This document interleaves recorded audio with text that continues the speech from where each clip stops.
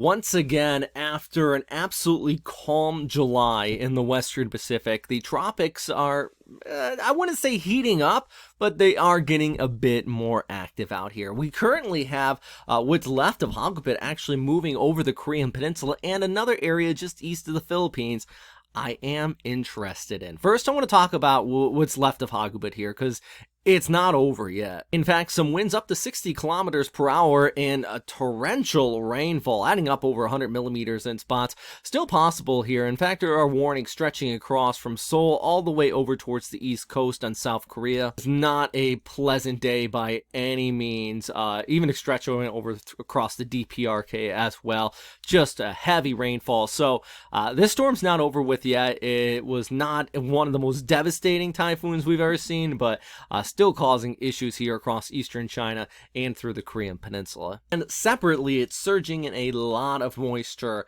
behind it. Actually, you can see that here on this microwave imagery, just showing you the total precipitable water in the atmosphere. You got Hagupit moving across the Korean Peninsula, pulling in all that moisture, so plenty of rainfall still in eastern China, but also it's allowing some of these monsoonal surges in really the rainy season across southeastern Asia to start to really kick up. And that brings us to this little guy towards the east of the Philippines. Now, a lot of analysis and further imagery needs to be had on this area because it is still in very early stages, but there's the moisture there. It does have conditions possible for development with some relatively low vertical wind shear out ahead of it, and model guidance does continue to really want to hint at something popping up there. And this is actually the GFS showing this area spin up into at least a decent storm just towards the southwest of Okinawa. Now,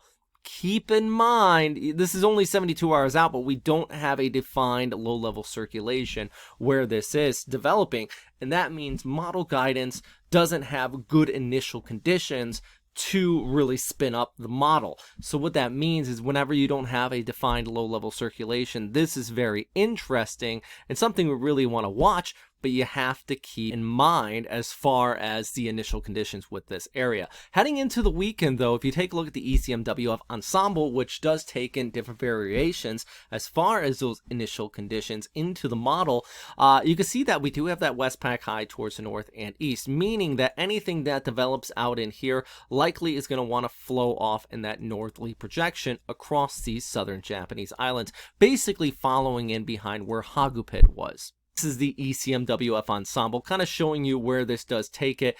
Less organized than the GFS, much less aggressive, but it does show that kind of plume of moisture pulling off towards the north. And I think it's very important that you don't just look at the diagnostic models, but you also take a look at the ensembles if you want to get an initial forecast like this. So, yeah, there's a lot of question marks with this. Like I said, where it is right now, that does have favorable winds in the upper levels for development, kind of some outflow aloft towards the north and east. But if you take a look actually across the southern Japanese islands too, there is that flow coming in from the north, and that would knock down any system from really gaining a tremendous amount of strength. So my thoughts right now, I think there is a possibility of something very weak developing out here. Too many question marks to really say anything concrete, but we got to keep an eye on the skies. That's it. I mean, that's it. I know if you're watching this video, you'll probably want something more concrete than that. And I really could just show you the most aggressive numerical model and just say, whoa, this is going to happen. I see a lot of, I call them scarecasters, wishcasters, whatever you want to call them, do that. But there's just too many question marks, and this really is still a blob right now to the point where I would not be comfortable making any sort of formal forecast outside of let's watch it. It's very interesting. There is some conditions for possible development. At the very least, a lot of rainfall possible in the forecast just because you have Hagupit out there helping enhance that flow coming in from the south. But yeah, if you're in Okinawa, southern Japanese islands, Taiwan, something to watch out for. Even the Philippines, that moisture that is going to come in behind it.